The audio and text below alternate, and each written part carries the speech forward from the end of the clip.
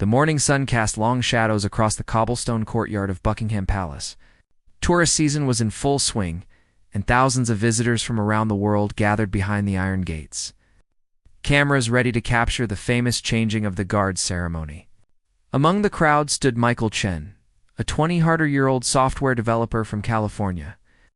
On his first trip to London with his girlfriend, Sarah, Michael had always been the joker in his friend group back home. He loved making people laugh, sometimes without thinking about the consequences. Sarah often warned him that his sense of humor might get him in trouble one day, but Michael just laughed it off. Today would be different, though. Today, something would happen that neither of them could have predicted. The royal guards stood at attention in their iconic red tunics and tall bearskin hats. Their faces were expressionless, almost like statues. Michael had heard stories about how these guards were trained to remain completely still, no matter what happened around them. Tourists would try everything to make them break character, from telling jokes to making funny faces. But the guards rarely reacted, as Michael and Sarah pushed closer to the front of the crowd. They found themselves just a few feet away from one particular guard. He stood alone at his post, rifle at his side, eyes fixed straight ahead. The guard appeared to be in his mid-30s, with a strong jaw, and the kind of posture that only came from years of military discipline. Sarah was busy taking photos of the palace architecture when Michael got an idea. He had seen videos online of people trying to make the guards laugh or move. Most attempts failed, but Michael thought he had something original. He would bark like a dog. It seemed silly enough to be funny, unexpected enough to be memorable, and harmless enough not to cause any real trouble, without telling Sarah what he was planning. Michael took a deep breath and let out a loud, sharp bark. It was surprisingly realistic, the kind of sound that made people nearby jump and look around for an actual dog. Several tourists laughed, and a few turned to see where the sound had come from. Sarah spun around, her eyes wide with embarrassment as she realized what her boyfriend had just done. But something unexpected happened. The guard, who had been standing perfectly still moments before, suddenly moved. Not in the way people expected a guard to move when enforcing palace protocol. Instead, his entire body went rigid in a different way. His hands, which had been resting properly on his rifle, began to tremble slightly. The other tourists did not notice at first, but Michael saw it clearly. Something was very wrong. The guard's breathing became rapid and shallow. Sweat began forming on his forehead, despite the cool morning air. His eyes, which had been staring straight ahead at nothing in particular, now seemed to be looking at something far away, something only he could see. The color drained from his face, and his jaw clenched tight. Michael's smile faded instantly. This was not the reaction he had expected at all. He had thought the guard might scold him, or that other guards might come over to ask him to behave. He never imagined his simple joke would cause this kind of response. Sarah grabbed his arm, sensing that something had gone terribly wrong. Within seconds, two other guards noticed their colleague's distress. They moved with swift precision, one speaking quietly into a radio, while the other approached their fellow guardsmen. The tourists around Michael began to whisper and point, their cameras now recording what was clearly becoming a serious situation. The distressed guard's knees buckled slightly, and the guard beside him caught his arm to steady him. There was a gentleness in that gesture that contradicted everything people thought they knew about these stoic soldiers. These were not just ceremonial figures or tourist attractions. They were real people, brothers in arms who looked out for each other. Michael felt his stomach twist into knots. His joke, his stupid, thoughtless joke, had triggered something in this man. He could see it now, the signs of what looked like a panic attack, or perhaps something even deeper. Sarah's grip on his arm tightened as they both stood frozen, unsure of what to do. More guards appeared, creating a subtle barrier between the tourists and their colleague. They moved with practiced efficiency, their priority clearly the well-being of their fellow soldier rather than maintaining the ceremony for the crowd. One guard spoke softly to the distressed man, words too quiet for the crowd to hear.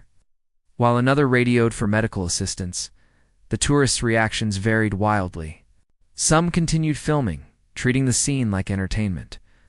Others looked concerned, whispering among themselves about what might be happening. A few parents pulled their children back, sensing the seriousness of the situation. Michael wanted to disappear, to somehow take back the last few minutes and make a different choice. Sarah leaned close to Michael and whispered urgently that they should leave. But Michael could not move his feet. He felt responsible for what was happening. His eyes remained fixed on the guard, who was now being carefully guided away from his post by his colleagues. The man's face showed a mixture of emotions: fear, shame, pain, and something else that Michael could not quite identify. As palace medical staff arrived and took over, Michael finally found his voice. He turned to Sarah, his own face pale. "I need to know if he's okay," he said quietly. "I need to apologize. I need to do something." Sarah looked at him with a mixture of sympathy and frustration. She had warned him so many times about thinking before acting. But she also knew that Michael's heart was in the right place, even when his judgment was not. She nodded slowly, understanding that they could not just walk away from this. The crowd began to disperse as palace officials politely asked everyone to move along. The changing of the guard ceremony would continue, but the moment had been irrevocably altered.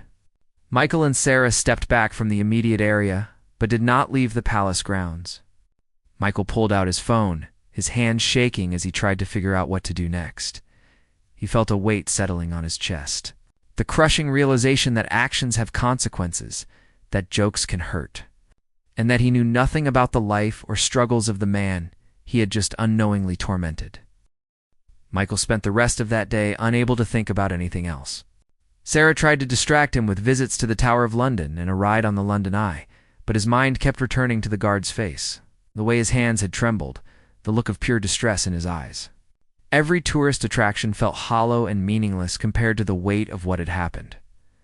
That evening, back at their hotel room, Michael could not eat the dinner they had ordered. He sat on the edge of the bed, scrolling through social media on his phone. His heart sank when he discovered that several people had filmed the incident and posted it online. The videos were already spreading, with thousands of views and hundreds of comments. Most of the comments focused on the guard's reaction, with people speculating about what had happened. Some viewers were sympathetic, suggesting the guard might be dealing with PTSD or other mental health issues. Others were cruel, making jokes about the situation or criticizing the guard for showing weakness. A smaller number of comments mentioned the bark that had preceded the guard's distress. But no one seemed to know who had made the sound. Michael read comment after comment, each one adding to his guilt. One comment in particular struck him hard. It was from someone claiming to be a military veteran who wrote about the invisible wounds soldiers carry, about triggers that can transport someone back to their worst moments, about the courage it takes to continue serving despite those struggles. The comment ended with a plea for people to show respect and compassion. Rather than turning someone's pain into entertainment, Sarah sat beside Michael and read over his shoulder. She placed a gentle hand on his back. "You did not mean for this to happen," she said softly. "You made a mistake, but your intention was not to hurt anyone." "Intention does not matter when someone gets hurt," he replied. "I need to find out who he is. I need to apologize properly." Over the next 2 days, Michael became obsessed with finding information about the guard. He visited the palace gates multiple times, hoping to spot him, but of course the guard was not there. He researched how to contact palace officials, sent emails to various departments, and even tried calling the Ministry of Defense. Every attempt hit a wall of protocol and privacy protection. Sarah grew worried about her boyfriend's state of mind. Their vacation had become consumed by this mission, and Michael barely slept or enjoyed any of the activities they had planned. On their 4th day in London, she insisted they talk about it seriously. They sat in a small cafe near their hotel, rain pattering against the windows. Michael stirred his coffee absently, his eyes tired from lack of sleep. Sarah reached across the table and took his hand. "Michael, I understand you feel terrible about what happened," she began carefully. "But you need to accept that you might not be able to fix this directly. Maybe the best thing you can do is learn from it and be better going forward." Michael looked up at her, tears forming in his eyes. "I keep thinking about what might have happened to him. What if he was in a war? What if he saw his friends die? What if my stupid bark reminded him of something horrible? And I just did it for a laugh, for attention, without thinking for even 1 second about him as a person. Sarah squeezed his hand. Those are all questions you might never have answers to. But what you're feeling right now, this empathy and regret, this matters. Most people who do thoughtless things never stop to consider the impact. You're different. That evening, something unexpected happened. Michael received a response to one of his many emails. It was from a palace communications officer who had seen his repeated attempts to make contact. The message was brief and formal, acknowledging his inquiry, but stating that they could not provide personal information about guards or arrange meetings. However, the email included a link to a military charity that supported veterans dealing with PTSD and other service-related mental health challenges. The charity's website featured stories from veterans who had struggled after their service, including several who had served in the Royal Guard. Michael spent hours reading their experiences. Learning about combat stress triggers hypervigilance and the long journey of healing. One story particularly resonated with him. It was written by a former guardsman named James, who described how certain sounds, like dogs barking or cars backfiring, could instantly transport him back to an attack his unit had experienced in Afghanistan. James wrote about standing at his post outside the palace, appearing calm and collected while internally fighting battles no tourists could see. He described the shame he felt when he had a panic attack in public, the fear that he was weak or broken, and the eventual realization that seeking help was not a sign of failure but of strength. James had left the Guard and now worked with the charity. It's helping other veterans find the support they needed. Michael found a contact form on the charity's website. Spent an hour composing a message. He explained what had happened, taking full responsibility for his thoughtless action. He did not make excuses or try to minimize what he had done. He simply told the truth, expressed his deep regret, and asked if there was any way he could help support their work. He did not expect a response. Certainly not a quick one, so he was shocked when his phone rang the next morning. The caller identified himself as David Richardson, charity's founder and a retired Royal Guard officer. David's voice was kind but direct. "Your email caught my attention," he said.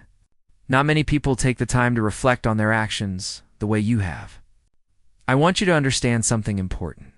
What happened at the palace happens more often than people realize. Our guards face invisible battles every day, and the public usually has no idea." Michael listened intently as David explained the pressures these soldiers face. They must maintain perfect composure while dealing with crowds who sometimes treat them as props rather than people. Many have served in active combat zones before or after their time at ceremonial posts. The juxtaposition between the formality of palace duty and the chaos of war can create unique mental health challenges. The guard you encountered, I cannot tell you his name or details, but I can tell you he is receiving support, David continued. What I can also tell you is that your reaction to this situation is unusual in a good way. Most people move on without a second thought. You have the opportunity to turn your mistake into something meaningful. Michael felt a spark of hope for the first time in days. "How?" he asked. "What can I do?" David explained that the charity was planning a fundraising campaign to expand their support services for guards and veterans. They needed people who could share authentic stories about why this work mattered. Michael's perspective, someone who had unwittingly triggered a veteran's distress and then genuinely tried to understand and make amends, could be powerful. Could help people understand that these soldiers are human beings with real struggles, David said. You could encourage others to think before they treat guards as entertainment, and you could help us raise money to provide more mental health resources. Michael agreed immediately, asking what he needed to do. David invited him to visit the charity's office before he left London. Sarah, who had been listening to Michael's side of the conversation, smiled with relief. Finally, there was a path forward. The charity's office was located in a modest building in South London, far from the tourist areas Michael and Sarah had been exploring. As they arrived, Michael noticed several people in military uniforms or wearing veteran organization jackets entering and leaving the building. This was clearly a place where former soldiers felt comfortable and welcome. David Richardson met them in the lobby. He was a tall man in his 50s with gray hair and the same upright posture Michael had noticed in the palace guards. His handshake was firm, and his eyes held a warmth that immediately put Michael at ease. Despite his nervousness, David led them to a conference room where 3 other people were waiting. He introduced them as members of the charity's leadership team. All former guards or military personnel who now dedicated their time to helping veterans transition to civilian life and manage service-related mental health challenges. One woman, named Patricia, had served as a logistics officer in the Army before working with the Palace Guard in an administrative capacity. She spoke first, thanking Michael for reaching out and for his willingness to help. "What you need to understand," she said gently, "is that guilt alone does not help anyone. But transformed guilt that becomes action and awareness, that can change things." Michael nodded, still feeling uncomfortable but grateful for their understanding. Another team member, a former guardsman named Thomas, shared his own story. He had served 2 tours in Iraq before joining the Royal Guard. During a parade, a child's balloon had popped nearby and the sound had triggered a flashback so intense that he collapsed. The incident was photographed and mocked online, adding humiliation to his trauma. "I wanted to quit," Thomas said quietly. "I felt like I had let everyone down. But this charity helped me understand that my reaction was not weakness. It was a normal response to abnormal experiences. They connected me with therapy, with other veterans who understood, and eventually I was able to continue serving." Sarah reached over and squeezed Michael's hand as they listened. These stories were painful but also illuminating. They revealed a world of struggle and resilience that existed behind the ceremonial uniforms and tourist spectacles. David then explained the charity's current needs. They were launching a campaign called Behind the Bearskin to raise awareness about the mental health challenges faced by ceremonial guards and to fund expanded counseling services. They needed personal stories, video testimonials, and social media content that would resonate with the public. "Your story is unique," David told Michael. "You represent the average tourist who does not understand the complexity of what these soldiers face. Your willingness to admit your mistake and learn from it can help others do the same. We want to create a video where you share what happened and what you learned." Michael felt his stomach tighten. The idea of putting himself out there, of admitting his mistake publicly, was terrifying. He imagined the negative comments, the judgment, the criticism. But then he thought about the guard whose life he had disrupted, about Thomas and James and all the other veterans struggling silently. "I'll do it," he said firmly. "Whatever you need." Over the next several hours, the charity team worked with Michael to craft his story. They helped him understand the broader context of military mental health, the statistics about PTSD among combat veterans, and the specific challenges faced by those serving in public-facing ceremonial roles. They were careful to ensure that his message was not about making himself look good, but about genuinely educating others. A videographer arrived in the afternoon, and they set up a simple recording space. Michael sat in front of the camera, more nervous than he had ever been in his life. Sarah stood behind the cameraman, giving him encouraging smiles. When the camera started rolling, Michael took a deep breath and began speaking. He told the story honestly, not hiding his thoughtlessness or the impact it had. He described the guard's reaction, his own growing understanding of what he had done, and what he had learned about the invisible wounds carried by so many veterans. "I thought I was just making a harmless joke," Michael said to the camera, his voice steady despite his nerves. "I saw a guard as entertainment, not as a person who might be fighting battles I could not see. I learned that our actions, even ones that seem small to us, can have real consequences for others. And I learned that these soldiers deserve our respect, our understanding, and our support." The video would be edited and used as part of the charity's campaign. But David assured Michael that it would be done respectfully, focusing on the message rather than sensationalizing the incident. They also planned to create social media posts, blog articles, and educational materials that could help tourists and the general public better understand military mental health. As the day wound down, David invited Michael and Sarah to stay for the charity's weekly support group meeting. Veterans from various branches of service gathered in a larger room, sitting in a circle with cups of tea and coffee. David explained that Michael and Sarah were visitors who had taken an interest in their cause, Without giving specific details about the incident, the meeting was unlike anything Michael had experienced. Veterans shared their struggles with brutal honesty. A young woman talked about nightmares that kept her awake.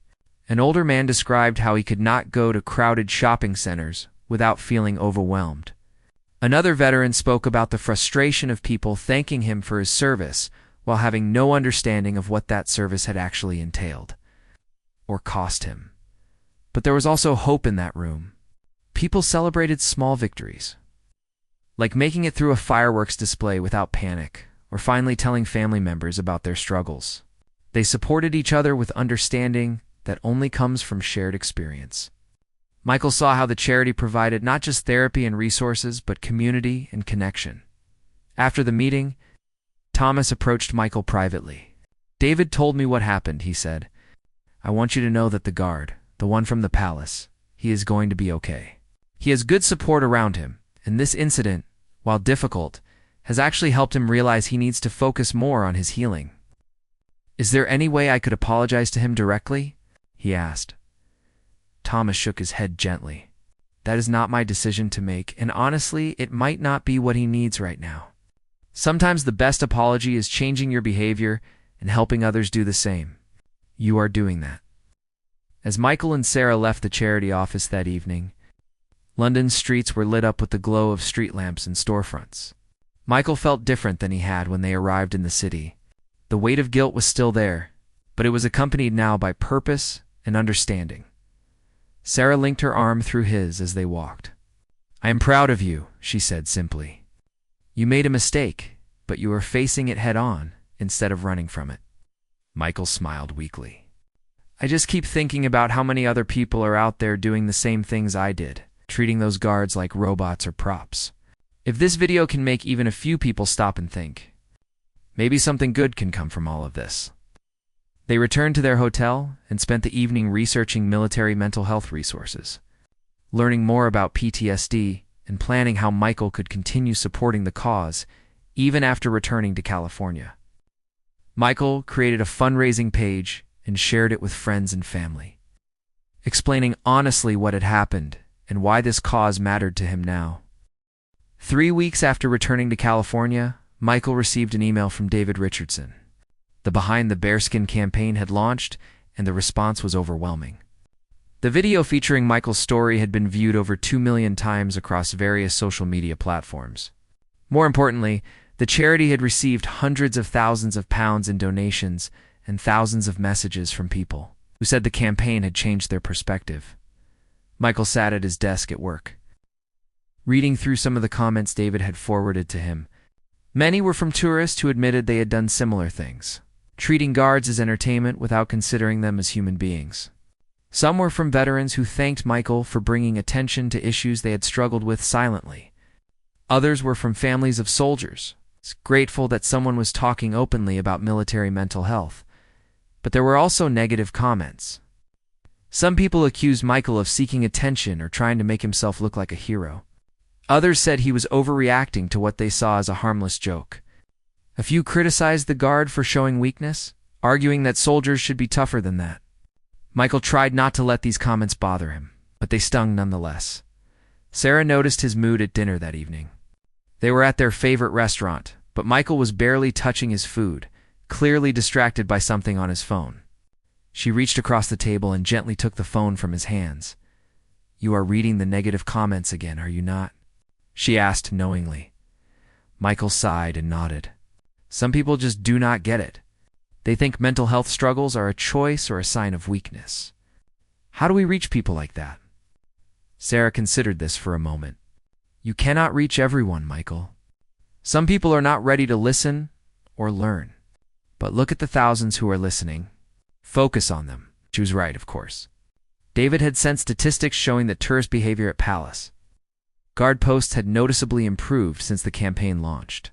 Fewer people were trying to provoke reactions from guards, and more visitors were observing respectfully. Other military charities had reached out to collaborate. Inspired by the campaign's success, the following month, Michael received an unexpected message through the charity's website. It was from someone who identified himself only as James, saying he was the guard from that day at the palace. Michael's heart pounded as he read the message. James wrote that he had been hesitant to reach out, but felt it was important for Michael to know the full story. He had served 3 tours in Afghanistan as part of the British Army before joining the Royal Guard.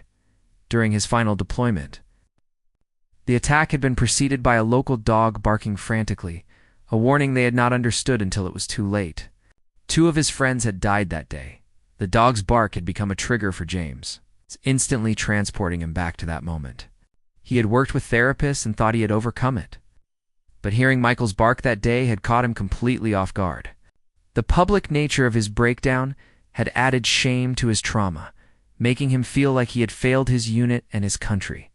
However, James wrote, something unexpected had come from the incident. Seeing Michael's video and the public response to it had helped James realize he was not alone in his struggles. The campaign had connected him with other veterans facing similar challenges, and he had finally opened up to his family about the full extent of what he had experienced overseas. Your thoughtless joke hurt me that day, James wrote, but your thoughtful response afterward has helped me more than you know. You turned a moment of my pain into awareness that is helping others.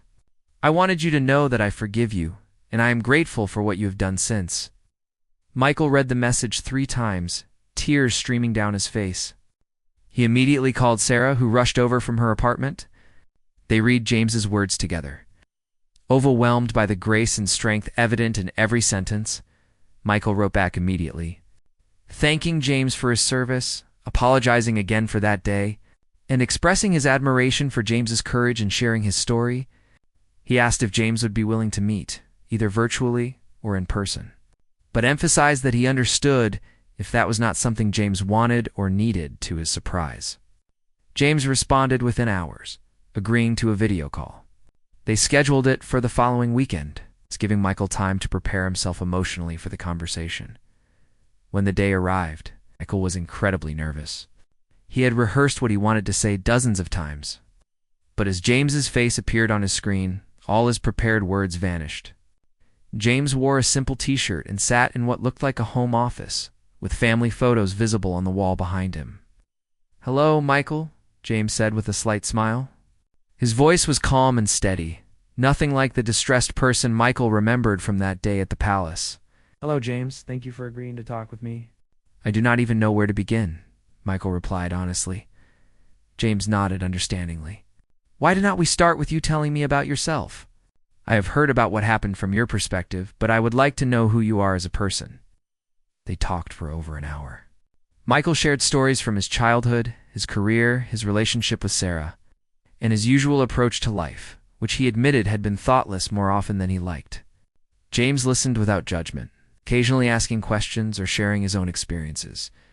James talked about growing up in Manchester, joining the army at 18, and the brothers he had found in his unit. He spoke about the beautiful parts of Afghanistan that tourists never saw, the children who had waved at their convoys, and the complex reality of war that could not be captured in news headlines or movies. When they finally discussed that day at the palace, James was remarkably composed. I do not blame you for not knowing, he said. How could you have known?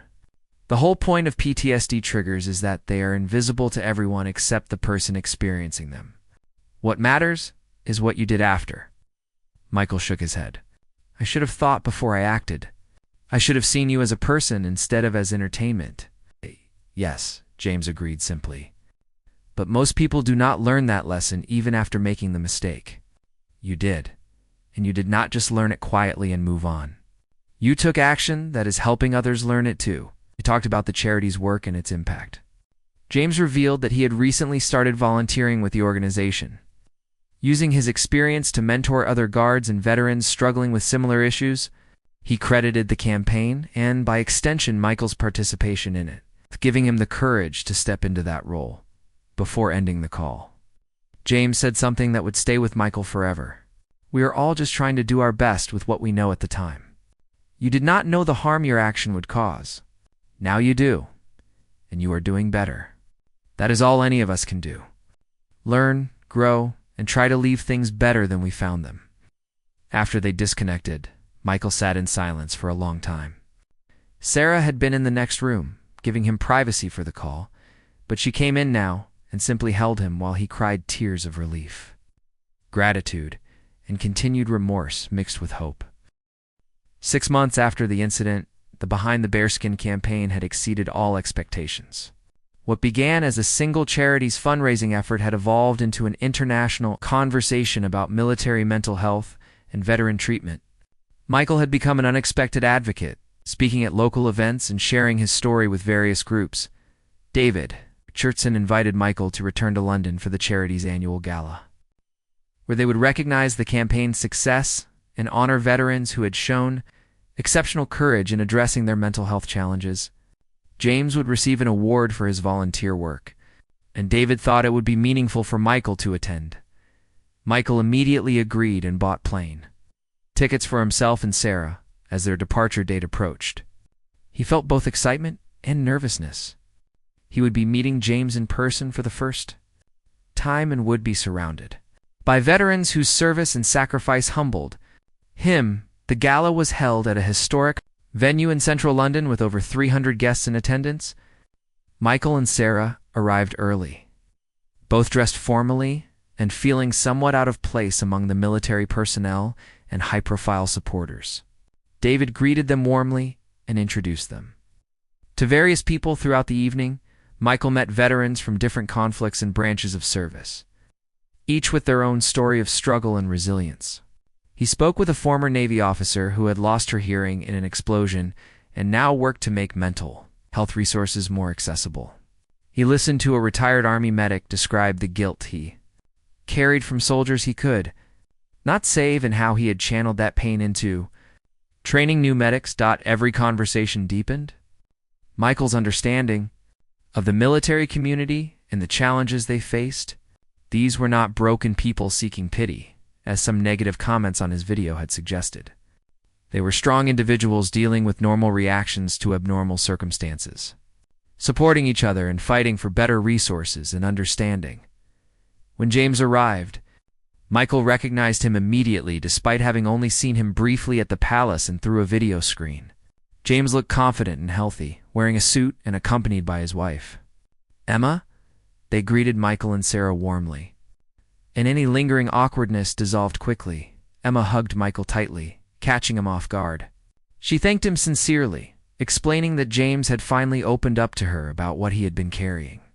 They were in a better place now as a couple because of the conversations the campaign had started. The four of them sat together during dinner, conversation flowing easily. They talked about their lives, their families, their hopes for the future. James shared that he was considering going back to school to become a counselor specializing in veteran mental health. Emma worked as a teacher and was developing curriculum materials about military families and the challenges they face. Sarah and Emma bonded over their shared experiences of loving someone whose actions sometimes concern them. Emma described worrying about James during his deployments and then worrying differently when he came home changed.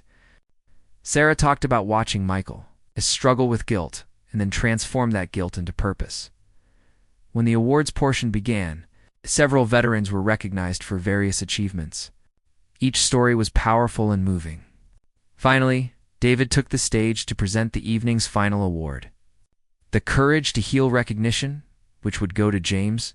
David spoke about James's service record, his struggles after returning from combat, and his decision to use his experiences to help others.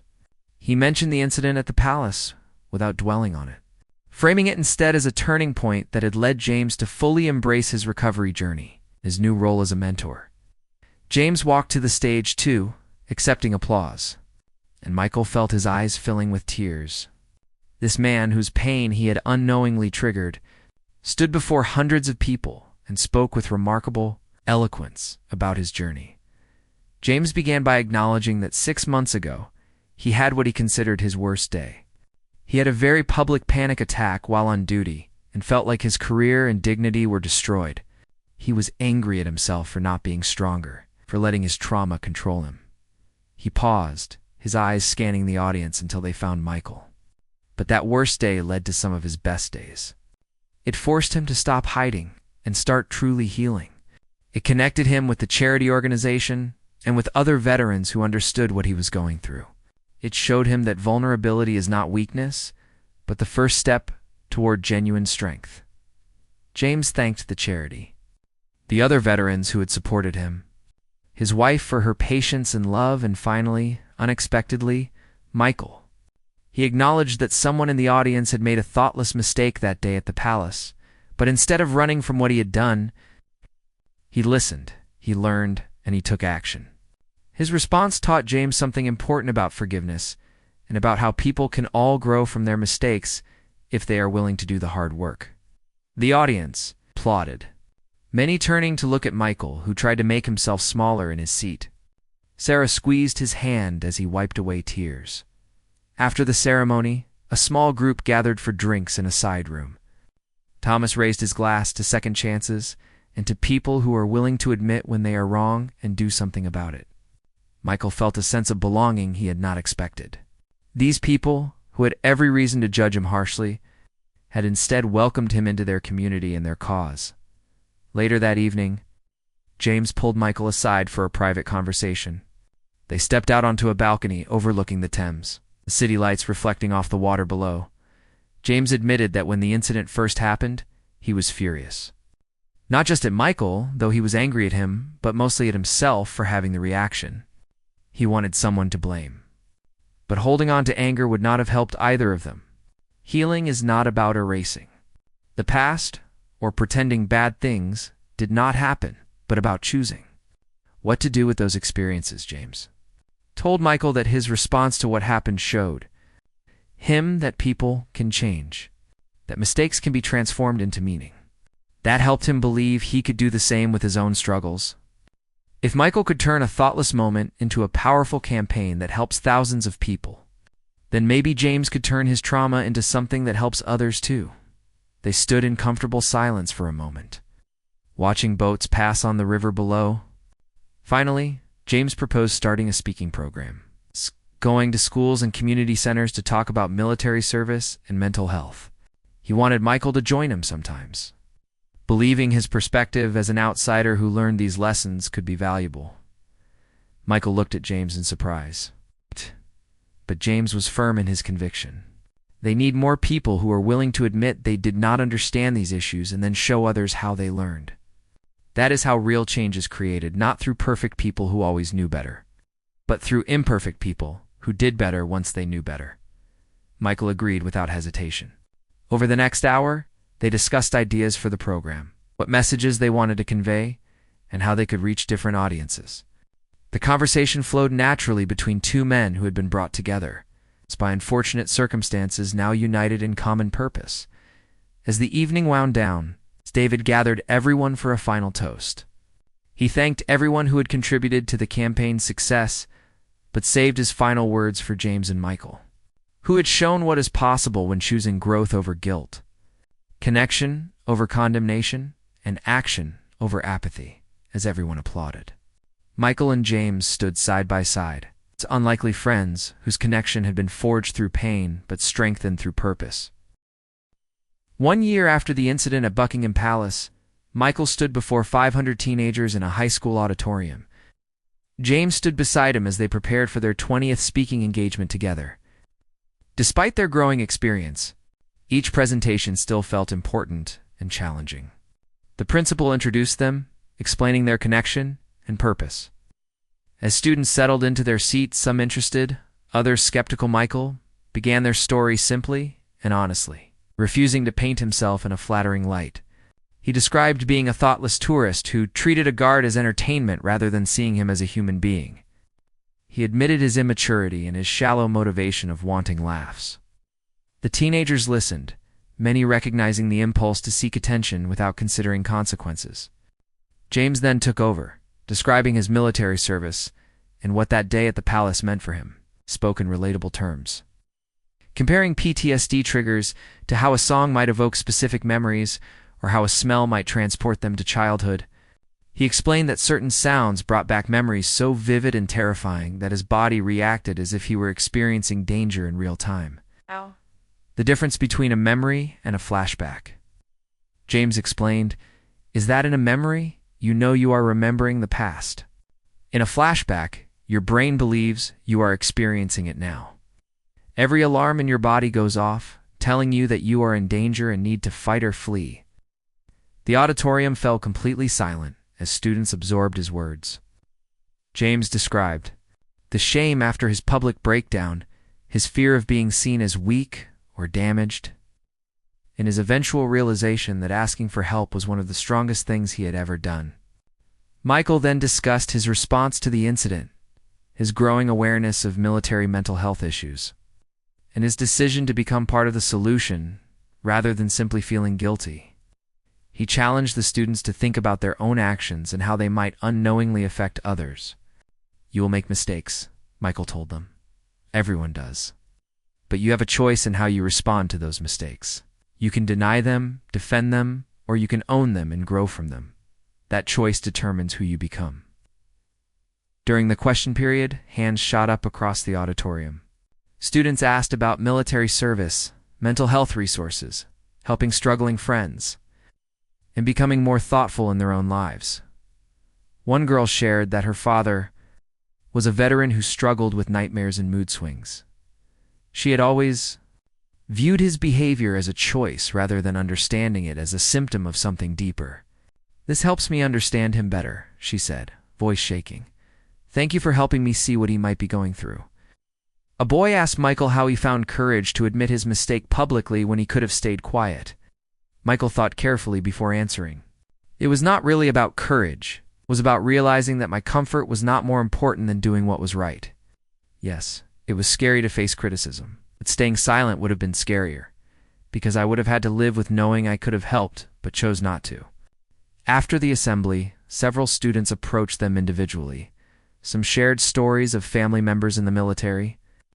Others thanked them for discussing mental health openly. A few admitted to similar thoughtless behavior and felt inspired to think differently. One young man waited until everyone else left before approaching hesitantly. "My brother's in the Marines. Came home different from his deployment, and I have been making fun of him for being jumpy and serious. After hearing you talk, I realize I have been hurting him. What should I do?" James placed a hand on the teenager's shoulder. "Tell him what you told us. Apologize for not understanding, and ask him what he needs. He might not be ready to talk about it, and that is okay. But knowing that you see him and want to support him will matter more than you realize." The young man nodded, tears forming, thanked them, and hurried out to call his brother. Michael and James exchanged glances, moved by the interaction. These individual connections and realizations were why they continued this emotionally exhausting work. Over the following months, they continued their speaking tour, visiting schools, community centers, corporate offices, and military bases. Their story had been featured in major news outlets, and the Behind the Bearskin campaign had expanded to include educational programs, research initiatives, and support services in multiple countries. Michael had changed careers, leaving software development to work full-time with the charity in a role focused on public education and awareness. Despite a significant pay cut, Sarah supported his decision completely. She had watched him transform, from someone who drifted through life seeking laughs to someone driven by purpose and meaning. Sarah had become involved with the charity too, using her marketing background to develop campaigns reaching younger audiences through social media and digital platforms. She and Emma had become close friends, often collaborating on projects highlighting military families' experiences. James had completed counselor training and now split his time between private practice and volunteer work with veteran organizations. He specialized in helping former service members navigate civilian life transitions and address service-related trauma. His clients often said having a counselor who truly understood their experiences made all the difference. On the anniversary of that day at the palace, Michael and James returned to Buckingham Palace together. They stood where the incident occurred, watching the changing of the guard ceremony with very different eyes than Michael had a year earlier. Michael observed tourists around them, seeing some of the same behaviors he had exhibited. People treated guards as photo opportunities, trying to provoke reactions, not considering the human beings behind uniforms. But he also noticed something new. Some tourists watched respectfully, keeping their distance, observing with appreciation rather than treating it as entertainment. A young woman nearby started stepping close to a guard, planning a silly photo. Her friend stopped her, saying quietly, "Remember that video we saw about guards dealing with PTSD? Maybe we should just watch respectfully." Michael smiled, catching James's eye. These small moments of awareness, these tiny behavioral shifts, this was the impact they had worked toward. Not everyone would see their campaigns or hear their talks, but ripple effects were spreading person by person, conversation by conversation. After the ceremony, they walked through London together, reminiscing about the past year. They stopped at a memorial dedicated to fallen soldiers, reading names and reflecting on sacrifices made by so many. "Do you ever regret it?" Michael asked as they sat on a nearby bench. "I know you have turned it into something positive, but do you ever wish that day had never happened?" James considered seriously. "Sometimes I wish I did not have PTSD at all. But that day at the palace? No, I do not regret how it unfolded. It was painful, but it pushed me toward genuine healing instead of just managing symptoms. It connected us, and through our connection, we have helped thousands. If I had to experience that embarrassment and pain to achieve all this good, I would choose it again." Michael nodded, grateful for James's grace and wisdom. "Psst. I think about how easily I could have just gone on with my life, never thinking about that moment again. I am grateful in a strange way that I could not do that. That guilt forced me to become a better person." Michael's phone buzzed with a message from David Richardson. The charity had received a major grant for significant expansion. The grant committee specifically mentioned the Behind the Bearskin campaign, and their work is key factors in their funding decision. As sunset approached, they made their way back through the city. Passing the charity's office where a support group meeting was in progress, veterans sat in a circle, supporting each other through struggles and celebrating victories, no matter how small. This was the legacy of that day, not just the campaign or donations or awareness raised, but real, tangible help provided to people who needed it. Every veteran who found healing, every family that grew stronger, every person who learned to see soldiers as human beings rather than symbols, this was what mattered. Michael thought about the frightened, thoughtless tourist he had been just 1 year ago. That version felt like a stranger now. Had learned about empathy, responsibility, the weight of actions, and the power of choices. He'd learned that mistakes do not define us, but our responses to those mistakes do. As he and James parted that evening, promising to meet for their next engagement, Michael felt profound gratitude for James's forgiveness and friendship, for Sarah's unwavering support, for David and the charity's guidance, and even for that bark that started everything. That single thoughtless moment had taught him life's most important lesson. We are all connected. Our actions affect others in ways we often cannot see, and we have the power to either add to the world's pain or work to heal it. Michael had chosen healing, and that choice had changed everything.